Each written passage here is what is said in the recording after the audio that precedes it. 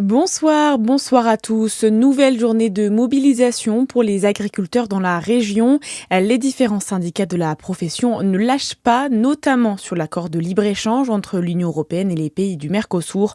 De nombreuses actions sont prévues encore aujourd'hui dans nos départements, principalement en Côte d'Or. Une nouvelle déviation est notamment mise en place par arrêté préfectoral dans les deux sens de circulation au niveau du péage de Sœurs. Plusieurs autres péages restent bloqués, comme Til-Châtel, Pouilly, en Auxois et Beaune-Nord. Mardi, à Dijon, l'entreprise Vernet Beringer a reçu la visite d'Augustin Favereau, ambassadeur de France au Togo. Une visite qui s'inscrit dans le cadre du programme Diplôme Nation, qui vise à faire connaître les missions diplomatiques de la France en région.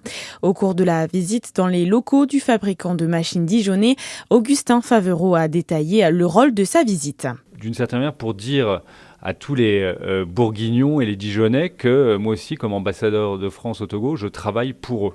Et en particulier pour les entreprises françaises qui exportent, les industries qui ont énormément de talent et de compétences, et de leur dire à un exportateur potentiel comme les Vernet Beringer en Afrique de l'Ouest, peut-être au Togo, que moi comme ambassadeur, à la tête d'une équipe France de soutien aux entreprises françaises à l'export et à l'investissement, on était là pour eux. À des propos recueillis au micro de Charlie Chevasson.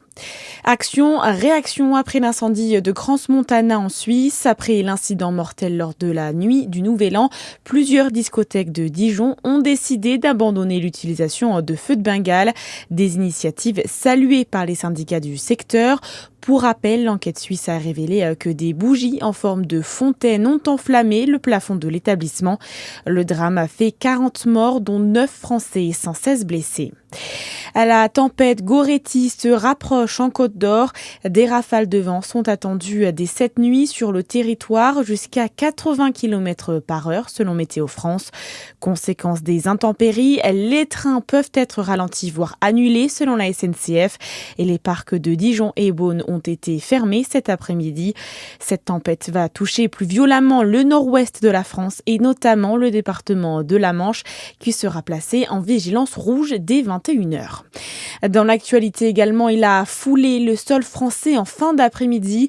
Le chercheur français Laurent Vinassier a été libéré de sa prison en Russie. Il était retenu depuis plus d'1 an et demi, accusé d'espionnage entre autres. Le français a été échangé avec un basketteur russe arrêté en juin à Roissy. Laurent Vinassier a été accueilli au ministère des Affaires étrangères à Paris.